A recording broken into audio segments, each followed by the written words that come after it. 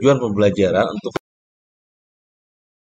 menjelaskan kegiatan ekonomi secara global. Yang kedua, menjelaskan kegiatan produksi, distribusi, dan konsumsi. Oke, pada pertemuan sebelumnya kita membahas tentang kebutuhan dan kelangkaan. Kegiatan ekonomi, kegiatan yang bertujuan menghasilkan barang atau jasa untuk memenuhi kebutuhan.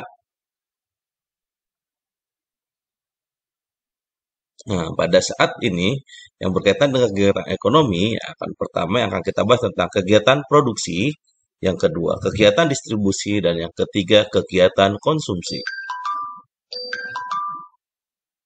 Yang pertama kegiatan produksi. Kegiatan menghasilkan barang atau jasa atau menambah nilai guna suatu barang atau jasa. Di sini kita bisa lihat ada gambar pabrik dan petani. Tujuan dari produksi itu sendiri, yang pertama memenuhi kebutuhan umat manusia. Yang kedua memperoleh keuntungan, mempermudah manusia dalam mencapai kemakmuran.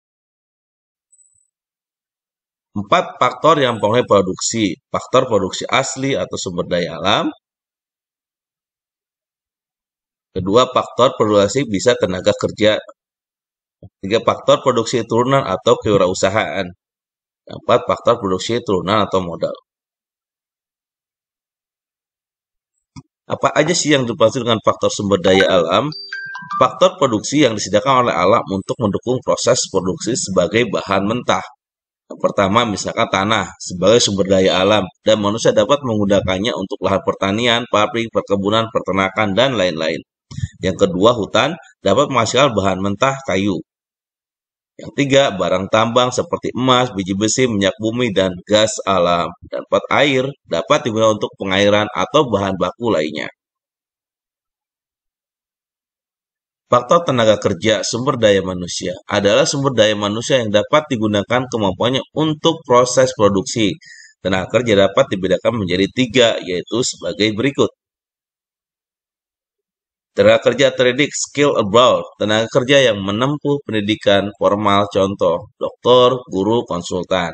Kedua, tenaga kerja terlatih, training abroad, tenaga kerja yang memiliki keterampilan terlatih seperti montir, supir, dan penjahit. Yang terakhir, tenaga kerja tidak terdidik dan tidak terlatih, tenaga kerja yang tidak memiliki keterampilan seperti tukang kayu, tukang sampah, dan kuli bangunan. Faktor modal adalah barang yang digunakan untuk membantu kelancarannya proses produksi. Modal tidak hanya berupa uang, tetapi juga berupa barang. Contohnya, gedung, mesin, bahan mentah, atau bahan baku yang digunakan dalam proses produksi. Faktor kewirausahaan adalah kemampuan seseorang atau beberapa orang untuk menyatukan semua faktor produksi agar dapat menghasilkan barang tertentu. Faktor produksi ini merupakan kemampuan menjalankan suatu perusahaan sehingga perusahaan tersebut dapat berjalan secara efisien dan menguntungkan. Yang kedua, kegiatan distribusi.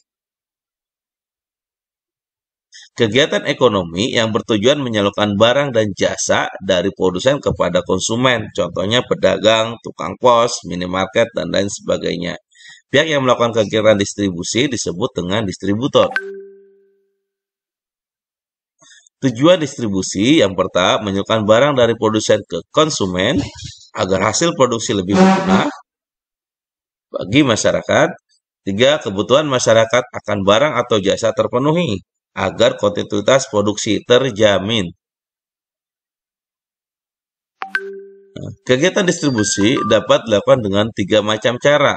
Distribusi langsung, tanpa melalui perantara sehingga penyebaran langsung dari produsen ke konsumen. Contohnya pedagang sate langsung menjual ke konsumen. Yang kedua, distribusi semi langsung dari produsen ke konsumen melalui pedagang perantara yang merupakan bagian dari produsen. Nah, contohnya pabrik tekstil menyalurkan kain melalui penyalur khusus. Yang ketiga, yaitu distribusi tidak langsung. Sistem distribusi dari produsen ke konsumen melalui agen, grosir, pedagang kecil yang bertindak sebagai pedagang perantara. Nah, contohnya perusahaan mie menjual mie instan ke minimarket seluruh Indonesia.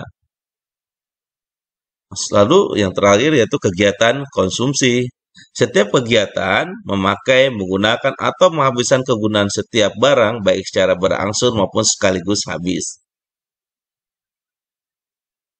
Contohnya berbelanja, memakan nasi, memakai pakaian, dan sebagainya. Faktor yang mempengaruhi konsumsi.